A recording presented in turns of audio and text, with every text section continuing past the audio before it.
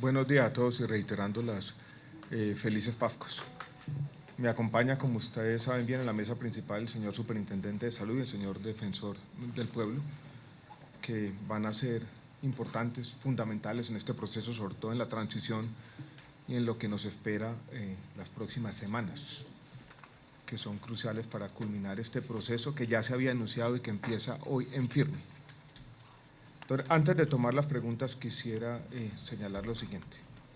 El decreto de liquidación de Caprecon está firmado por el señor Presidente de la República, es el decreto 2519. Se debe estar publicando en este momento en el Diario Oficial y en la página web de la Presidencia de la República. Esto es, ya la liquidación de Caprecon es un hecho institucional. Repito, es el decreto 2519 que oficializa la liquidación de la EPS Caprecon el día de hoy, 28 de diciembre del año 2015. El traslado de los afiliados, que son aproximadamente 2,2 millones de afiliados, a eso habría que sumarle 130.000, que es la población IMPEC, privada de la libertad. Ese traslado de los afiliados, y esto es tal vez la segunda noticia, se hace efectivo a partir del 1 de enero del año entrante, 1 de enero de 2016. Hoy se firmó el decreto, hoy se hace efectiva la liquidación, pero el traslado de los afiliados tiene que esperar hasta el 1 de enero del año entrante, y eso es bueno que lo tengamos en cuenta. Nosotros ya habíamos anunciado cómo se iba a hacer una distribución preliminar, incluso ustedes tenían alguna información basada en la base de datos única de afiliados de noviembre. Ya tenemos la distribución oficial de los afiliados, incluso el traslado en la base de datos ya se está haciendo. Los afiliados se trasladan a 15 EPS, incluida la nueva EPS. Aquí está el doctor José Fernando Cardona, su presidente, por si tienen algún tipo de interrogante más adelante. Vuelvo y repito, el traslado de los afiliados de Caprecon se hace a 15 EPS en todo el país. El traslado se hizo con una fórmula que tuvo en cuenta dos variables principales. Primero, la distribución relativa en cada municipio y segundo, algunos indicadores de percepción, de buena percepción de los ciudadanos e indicadores de atención y de resultados en salud. Esto es, las EPS que tenían una mayor participación y que eran mejores en cada municipio recibieron un mayor número de afiliados. Para darles algunos datos importantes cuantitativos, vamos a darles más adelante una distribución departamento por departamento de las EPS que reciben los afiliados. Pero cuando uno agrega nacionalmente, los resultados gruesos son los siguientes. La nueva EPS está recibiendo 868.000 afiliados, aproximadamente 868. Después siguen 5 EPS que reciben también un número importante de afiliados. Comparta con 270.000, en Sanar, que tiene presencia en el suroccidente colombiano, con 230.000, Asmed Salud 180, Cobo Salud 156 y Capital Salud 160.000. Esa distribución de los afiliados, como ya dije, se hace efectiva a partir del 1 de enero del año entrante. Estamos trabajando con las 15 EPS que reciben estos afiliados, básicamente para garantizar en la transición. En estos primeros días es fundamental la atención a los pacientes de alto costo. Hemos identificado en la base de la cuenta de alto costo 81.000 pacientes que requieren una atención importante, enfermos renales crónicos, enfermos de VIH-Sida, enfermedades huérfanas y de cáncer, ya identificados. Esa información se le entrega a las EPS esta misma tarde. También información de pacientes con tratamientos en curso, gestantes y la información sobre las tutelas que hay en Caprecon y que tienen que garantizar de manera irrestricta las EPS hacia las cuales van a ser trasladados los afiliados. Eso es importante que también lo tengamos en cuenta. Va a haber preguntas sobre las deudas y yo quiero contarles esta aritmética sencilla que también la hemos repetido en toda la pedagogía previa a este proceso. Las deudas de Caprecon estimadas, porque aquí tenemos problemas a veces contables, están entre 1,2 y 1,4 billones de pesos. Los recursos que van a estar disponibles el primer año en manos del liquidador suman 1 billón de pesos. 500.000 millones de pesos en deuda, o en tesoro, en títulos del tesoro mejor, 500.000, repito, en títulos del tesoro, aprobados por la ley de endeudamiento, fue aprobada en el Congreso de la República hace apenas unos días, 200.000 millones de embargos y 300.000 millones de activos realizables de la EPS Caprecom. Eso suma $1 billón, que es un valor que va a permitir pagar un porcentaje, creemos nosotros, alto de las deudas, ojalá el año entrante. Eso es importante que también lo tengamos en cuenta. Ahora la clave está en la comunicación y en la información hacia los afiliados, por eso estamos aquí con la Defensoría y la Superintendencia de Salud, que son claves en ese proceso. Hemos habilitado una línea, un número que está ahí disponible para todos. Esta es la línea de la Superintendencia, hay otra del Ministerio, 018-096-0020. Esa es la del Ministerio que complementa esta línea de información de la Superintendencia de Salud, y la Defensoría estará muy atenta a todo este proceso, acompañándonos en toda la comunicación y haciendo veeduría que el derecho fundamental a la salud de los usuarios de Caprecom se cumpla, y se cumple en la transición como tiene que ser. Yo creo que hay un mensaje que quiere dar el superintendente, sobre todo sobre la atención en estos 3 días, de aquí al 31 de diciembre, porque ya el 1 de enero tendremos los afiliados en otras EPS. Aquí nos acompañan, está por ejemplo el doctor Galoviani y representantes de las cajas de compensación familiar, que van a estar muy atentos en ese proceso. La información a los usuarios también va a depender de las nuevas EPS que lo reciban, y de un trabajo que estamos haciendo desde hace semanas con las secretarías de salud, tanto departamentales como municipales. Pero es importante, doctor Norma, que usted de alguna manera reitere la información y sobre todo lo que va a ocurrir en estos 3 días. Muchas gracias, ministro. Tres mensajes para este proceso de traslado. El primero, para los usuarios. Los usuarios van a poder disponer en la línea de la Superintendencia Nacional de Salud, solamente digitando su número de cédula, la EPS a la cual fueron asignados en esta distribución que comunicó el ministro en su intervención. Allí, a partir de enero, estará cargada toda la información de los afiliados para que puedan consultar en qué EPS quedaron asignados. De igual manera, a las secretarías de salud departamentales y municipales se les está remitiendo esta información para que ellos también sirvan de orientadores de los 2.2 millones de afiliados que se están trasladando en el día de hoy.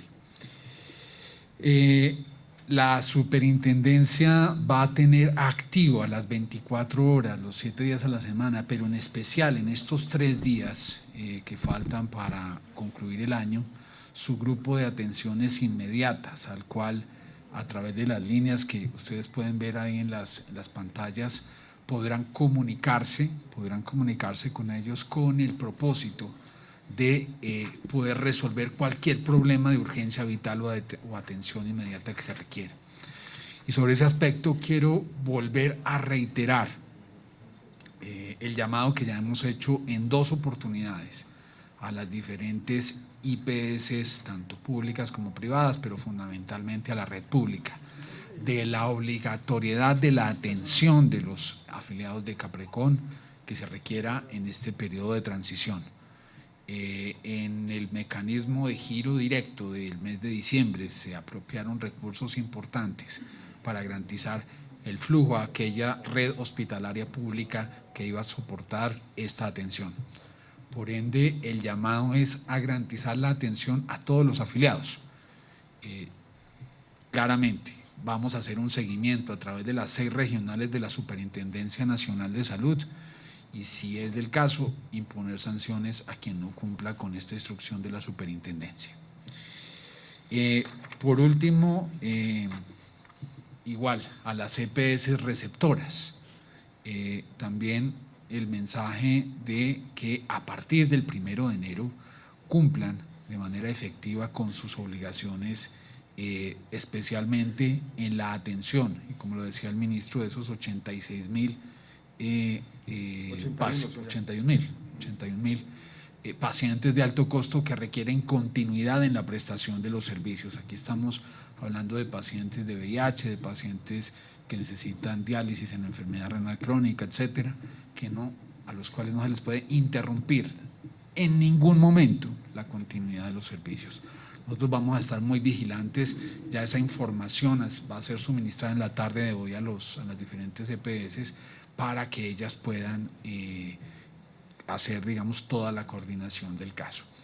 La superintendencia va a estar atenta a este periodo de transición, a garantizar que esta distribución se haga con las menores dificultades posibles, pero fundamentalmente en la intención de que tanto la prestación de los servicios como el aseguramiento después del 1 de enero se garantice de la manera más efectiva posible para los más de 2 millones de afiliados que se están trasladando en el día de hoy.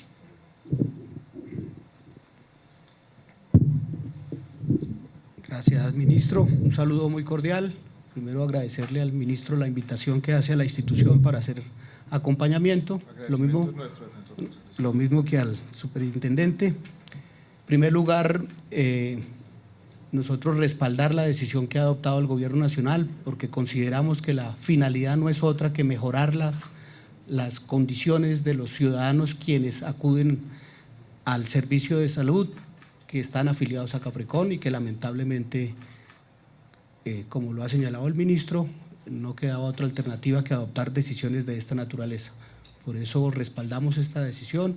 Segundo, hacemos el acompañamiento necesario. La Defensoría del Pueblo, a través de las 36 regionales que tiene en todo el país, va a estar a disposición de los ciudadanos para hacer ese canal entre el ciudadano y las EPS, o entre el ciudadano y, en este caso, un organismo de control como es la superintendencia, para que no se presenten traumatismos. Creemos que hay un plan estratégico muy bien organizado, esperemos que en la práctica no se nos presenten traumatismos, sobre todo una preocupación que le planteaba yo al señor ministro, que es la población carcelaria, que ha venido presentando graves problemas en su asistencia, y esperamos que estas medidas mejoren la prestación del servicio de salud dentro de las cárceles y obviamente a quienes se encuentran afiliados en las diferentes regiones del país. La Defensoría tiene el número telefónico 01-8914-814, 01-8914-814, que está a disposición de todos los ciudadanos, y aquí la tarea es trabajar de manera cordial y mancomunada entre todas las instituciones en una única finalidad, que es que los ciudadanos no tengan ningún traumatismo, en especial quienes tienen, como lo dijo el ministro del superintendente, tratamientos de alto costo. Por eso estaremos haciendo ese acompañamiento. Muchísimas gracias a ustedes. Gracias. Déjeme complementar 3 mensajes. Uno ya lo expresó de manera muy clara el señor defensor, lo reiteró el señor superintendente. El objetivo preponderante de lo que estamos haciendo es que la gente esté mejor atendida. Yo creo que esta es una decisión que va a beneficiar de manera ostensible la atención en salud de más de 2 millones de personas. Entonces, yo creo que después de esta decisión tendremos para muchos de los ciudadanos más pobres del país un mejor sistema de salud. Y eso yo creo que tiene que ser el objetivo preponderante. Segundo, señor defensor, lo que va a pasar con la población privada de la libertad, la población de las cárceles. Aquí tenemos, con la liquidación de Caprecon, el comienzo de una realidad institucional distinta para la población que nosotros la llamamos la población IMPEC, población privada de la libertad. Esa población ya sale del Sistema General de Seguridad Social y Salud. Hay un régimen de excepción distinto, similar al que tiene, por ejemplo, las Fuerzas Armadas o el Magisterio, para atender a la población privada de la libertad. Hoy van a ser atendidas, o en el futuro van a ser atendidas de manera diferente, enfatizando un modelo de atención adecuado para las condiciones epidemiológicas de esta población, que son distintas a las de la población general, que tenga en cuenta o que enfatice algo que no se ha hecho en el pasado, que es esa atención intramural. ¿Qué pasa en la transición? La población privada de la libertad sale de la base de datos del sistema general, eso lo tenemos que tener en cuenta. Los recursos para pagar por la atención de esta población van a un fondo que maneja una dirección, una entidad adscrita, es una dirección, una unidad administrativa del Ministerio de Justicia, UFPEC. Ahí van a quedar los fondos. Va a haber una transición en que esos fondos van a ser manejados por una fiducia e inicialmente van a ser retomados los contratos que tenía Caprecon para atender esta población, en una transición que puede demorar unos meses. Se retoman los contratos, eso evita traumatismos de corto plazo y mientras tanto se va a ir ampliando la red y se van a ir mejorando gradualmente las condiciones de atención de esta población. Pero vuelvo y repito, con la liquidación de Caprecon también está comenzando una realidad institucional distinta para la población privada de la libertad, un régimen de excepción administrado por la USPEC. Eso también está ocurriendo. En ese tránsito a ese régimen de excepción vamos a tener una transición en la cual por un tiempo, unos meses, pocos meses, se retoman los contratos que tenía Caprecon para atender a esta población. Eso es importante tenerlo en cuenta. También para hacer un poco de recorderis y tener poco idea de las cifras. Estamos hablando de 2,2 millones de personas más los 136.000 de población privada de la libertad, porque Caprecon ya había salido de los departamentos de Antioquia, Caldas, Huila, Risaralda, Caquetá y Chocó en los últimos meses. Entonces yo creo que es bueno que todos tengamos en cuenta que este proceso de liquidación de Caprecon había comenzado ya, señor defensor, desde por allá el mes de octubre de este año, y hoy con la firma, o con la publicación mejor, del decreto 2519, se le da cierre a la liquidación de la EPS pública Caprecon. Con esto yo creo que ya podemos tomar las preguntas de todos. Muchachos, para los que vayan a hacer las preguntas, aquí está el micrófono, por favor, se acercan. Gracias. Buenos días. Ministro, usted en la aclaración final dice que pues, el principal objetivo de todo esto es que la gente pues, esté mejor atendida y explicó previamente cuáles iban a ser las EPS a las que iba a entregar, teniendo en cuenta, digamos, todo el análisis que hace la Defensoría del Pueblo, inclusive el que hace el mismo Ministerio. De estas entidades que usted nombró, varias son las que más tienen tutelas, de las que más se quejan, y de la que más tiene problemas. ¿Cómo van a hacer entonces para garantizar si van a mandar a una población con una carga de enfermedad muy alta a unas entidades que están con problemas? Lo que es cierto cuando se hacen todas las comparaciones es que los indicadores, tanto de percepción de los ciudadanos, como de atención y de resultados en salud, son peores en Caprecon que en todas y cada una de las 15 EPS a los cuales se están distribuyendo los afiliados. Entonces, es una realidad que podríamos decir es aritmética. Van a ir todos a mejores EPS que Caprecon. Por supuesto, entre las 15 EPS hay diferencias. Este es un conjunto heterogéneo, abigarrado de EPS, no todas son iguales. Algunas tendrán retos de mejorar la atención. Otra, como la nueva EPS, tiene un reto grande de consolidar su presencia en el régimen subsidiado. Va a tener una presencia casi única de esta población en los antiguos territorios nacionales, que es un reto grande para nuestro sector y para la nueva EPS. Otras de las EPS que están recibiendo los afiliados tienen muy buenos indicadores de gestión y están entre las mejores EPS del país. Caso Mutual Ser, que aquí nos acompaña.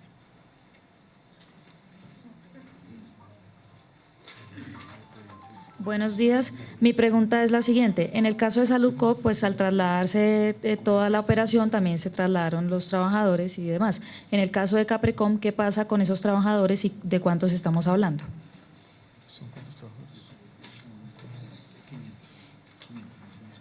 En el caso de Salucop hay una diferencia sustancial. Y es que en el caso de Salucop el grueso de los trabajadores estaban en la prestación, por lo tanto estábamos hablando de decenas de miles de trabajadores.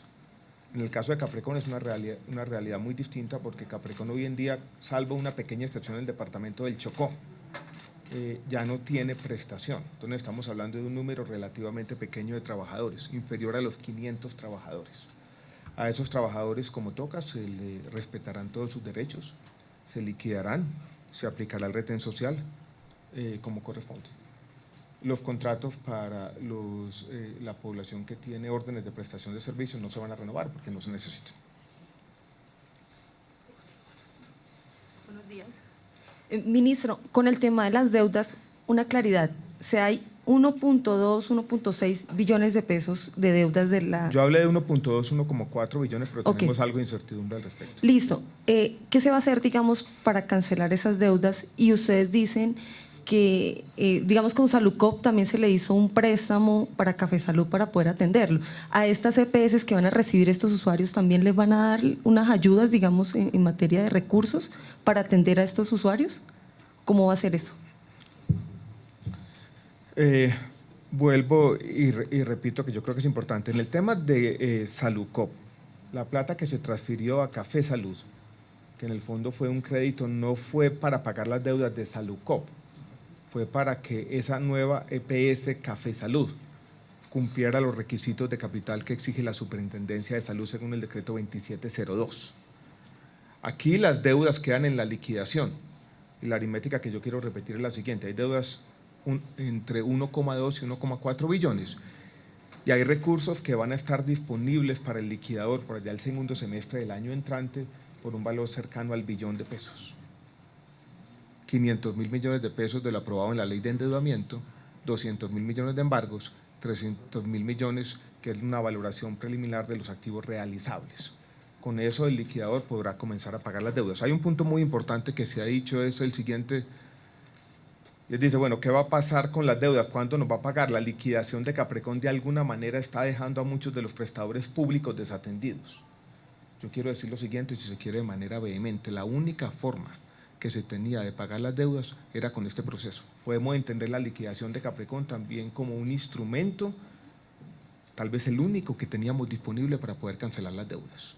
Era una ilusión, era casi un espejismo pretender que con los recursos de la UPC, de la unidad de pago por capitación, se iba a atender a la población día a día, mes a mes, y se iban a pagar deudas que se acumularon por años en Caprecon. Vuelvo y repito, esta es la única forma, el único mecanismo que teníamos a nuestra disposición para pagar las deudas. Entonces, quienes dicen ¿qué pasa con las deudas? Yo creo que la respuesta más clara que podemos dar es: estamos liquidando para poder pagar. Sin la liquidación era imposible cumplir con esas obligaciones acumuladas por muchos años. Bueno, por otra parte, se dice que se van a trasladar los usuarios para mejorar la atención a estos usuarios. Pero ¿qué pasa si estas personas que mejorarían esta atención, que serían los médicos, las enfermeras, por la deuda no les han pagado? Muchos se quejan del tema, al igual que Salucop, la problemática que hemos tenido esta semana: cierran vías, cierran la autopista porque no hay pagos de salarios, a muchos no les garantizan ni siquiera la afiliación a la salud. Entonces, ¿cómo garantizar que Caprecon, ahora siendo trasladados estos usuarios, no van a tener el mismo problema? El superintendente va a responder sobre todo la alusión que se hizo al tema de Café Salud, y yo hago una alusión al tema de el traslado general y cómo las cosas van mejorando. Sí, la semana pasada hubo unos atrasos que se generaron en el pago de las prestaciones y de algunos salarios del personal de Salucop. Esos retrasos y esas demoras se originaron un poco como parte de este proceso de alistamiento, de engranaje, digámoslo así, entre Café Salud, Salucop en liquidación y la corporación IPS. A la fecha tenemos el reporte de que se han podido pagar de manera oportuna la gran mayoría de estas obligaciones. Entonces no fue un problema de no contar con los recursos estaban, sino que había que generar un proceso para que ello se hiciera. Solamente esto generó una protesta, porque eso también es importante aclararlo. Esto no fue un tema nacional que no hubiera sido atendido de manera oportuna. Se habló oportunamente con cada uno de los diferentes departamentos, con los trabajadores, siempre en la garantía de poderles responder por los salarios oportunamente.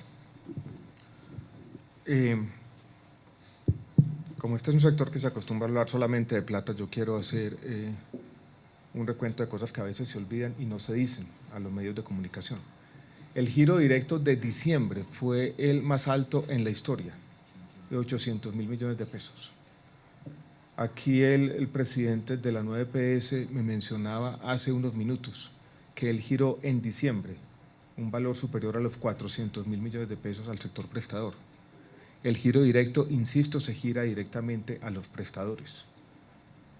Créditos de tasa compensada distintos a los de nueva EPS están girando valores este mes superiores a los 200.000 millones de pesos. Estos últimos días se van a girar aproximadamente 100.000 millones de pesos de esos recursos de Café Salud, de los 200.000 millones que fueron a garantizar que se cumplan los requisitos de capital. Si ustedes suman, estamos hablando de un valor cercano ya a los 2 billones de pesos, recursos que fueron girados directamente a los prestadores. Yo creo que eso también hay que ponerlo en el contexto adecuado.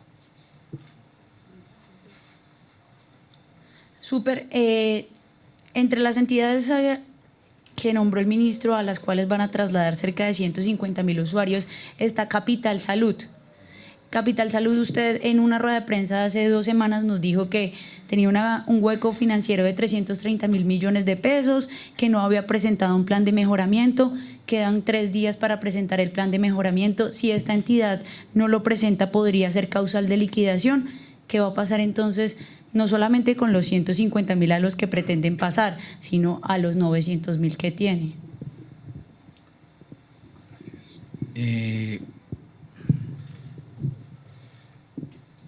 Como lo dijo el ministro, en los criterios de distribución, ninguna EPS que tuviera una medida de intervención por parte de cualquier superintendencia, sea por la de salud o la del subsidio familiar, hizo parte de esta distribución.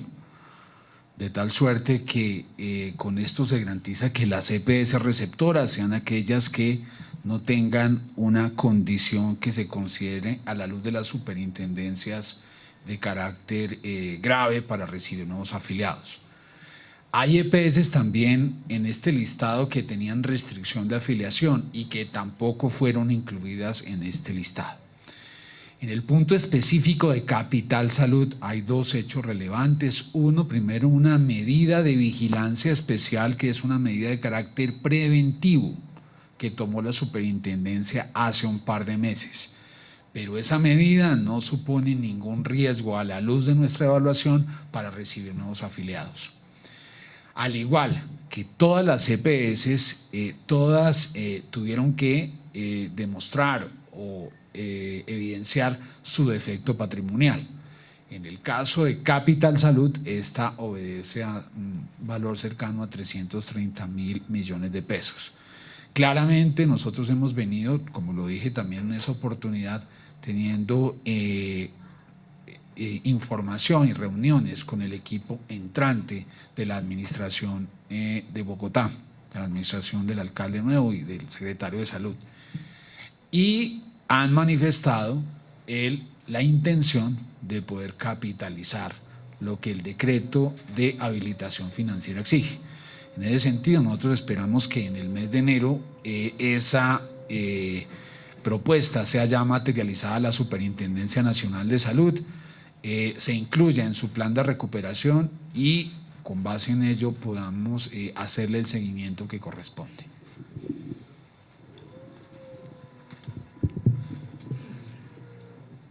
Súper, para que quede claridad y grabado en las cámaras, el número específico, el más importante, el más relevante al que pueden llamar los usuarios para con la cédula saber a qué EPS quedan asignados y lo que va a pasar con los afiliados durante los próximos 3 días.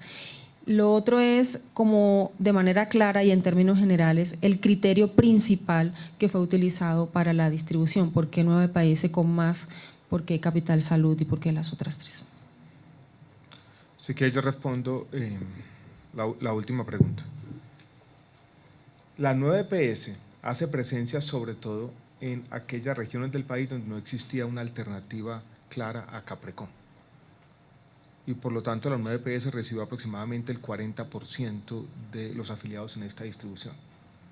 Para las otras regiones, departamentos o municipios donde existía presencia de otras EPS habilitadas, otras EPS no intervenidas, los criterios de distribución fueron 2. Llegaron más afiliados a aquellas que tenían una mayor participación relativa y llegaron más afiliados a aquellas que tenían una mejor evaluación que tiene en cuenta tanto las percepciones de los usuarios como los indicadores de atención e indicadores de resultados en salud. A eso obedece la distribución de los 2.214.957 afiliados que son los que se están distribuyendo, a los que habría que sumarle los 136.000 de la población privada de la libertad. el tema de con la cédula consultar a la EPS de destino va a estar habilitada en la Superintendencia de Salud, asimismo en el Ministerio de Salud y Protección Social, y yo creo que vamos a tener en las EPS receptoras de población. Yo creo que la Defensoría también nos puede ayudar en esa comunicación, y también los medios de comunicación pueden ser también fundamentales en este proceso clave de comunicación y pedagogía pública. Pero la super, como es aquí la voz cantante, usted tiene que pronunciar ese número claramente. 3 veces. 483-7000 es la línea para Bogotá, y 018-513-700 es la línea nacional para fuera de Bogotá. En el caso del ministerio es la 018-096-0020. Aquí dos temas fundamentales: consultar a qué EPS fue asignado en este proceso de distribución, y también acceder a nuestro grupo de soluciones inmediatas cuando haya alguna dificultad en la atención de los servicios de salud que suponga la intervención nuestra para garantizar la atención adecuada. Igual, como ustedes lo ven en la pantalla, hay un correo electrónico: reclamos@supersalud.gov.co. Ahí también nos pueden escribir y estaremos atentos a atender cualquier inquietud que tengan los usuarios de Caprecom que se están trasladando a las otras EPS. Si quiere reiterar el número, una pequeña reflexión. Sí, ministro, yo creo que pese a los buenos planes que hay de comunicación para los ciudadanos que están afiliados a Caprecom, yo creo que la ayuda de los medios de comunicación, como lo dijo el ministro, es clave, porque es que esta es población muy vulnerable, que está en los sitios más apartados del país, donde muchos de ellos muy seguramente no van a tener acceso a las ayudas tecnológicas. De ahí el gran reto para las instituciones, entre ellas para la Defensoría, para estar muy pendiente de ellos, para ilustrarlos, ayudarlos a ubicar su EPS. Y insistimos en la Defensoría, el número es 018-914-814, 018-914-814. Gracias, ministro. Déjeme, antes de la pregunta, yo quiero hacer una pequeña reflexión sobre el futuro del régimen subsidiado y cómo queda la distribución de los afiliados. Uno lo que ve que con la liquidación de Caprecom, básicamente la atención de la población del régimen subsidiado va a ser atendida de un lado por las cajas de compensación familiar, que van a ser muy relevantes en muchas zonas del país. De otro lado, yo creo que los casos más claros son Antioquia y lo que va a ocurrir con Bogotá. Está surgiendo este esquema de EPS mixtas, en Antioquia con un socio que es una caja de compensación también, en Bogotá con un socio privado. Y en otra parte del país son organizaciones mutuales que han surgido de base de la comunidad. Esto nos muestra que en el fondo el régimen subsidiado está en cajas de compensación familiar, en organizaciones comunitarias, en algunas EPS del Estado persisten dos, Convida y Capresoca, y en EPS mixtas. Todas, absolutamente todas, sin ánimo de lucro, incluida la nueva EPS, que muchas veces se enfatiza una otra vez que el tema del lucro y se dejen historias y teorías de conspiración. Hoy en día el régimen subsidiado concita cajas de compensación, organizaciones comunitarias de base y EPS mixtas sin ánimo de lucro. Por último, ministro, usted hablaba de, digamos, los pacientes de alto costo que trasladan hoy la información y que van a tener una continuidad, pero aquellos que no son de alto costo, pero que tenían, digamos, citas programadas, cirugías, citas con especialistas, ¿se va a mantener o se suspende y tiene que volver a gestionar? Todo se mantiene. Vuelvo y repito una información que había dado y que de pronto la fecha es mañana en la tarde, donde vamos a tener una reunión con las 15 EPS.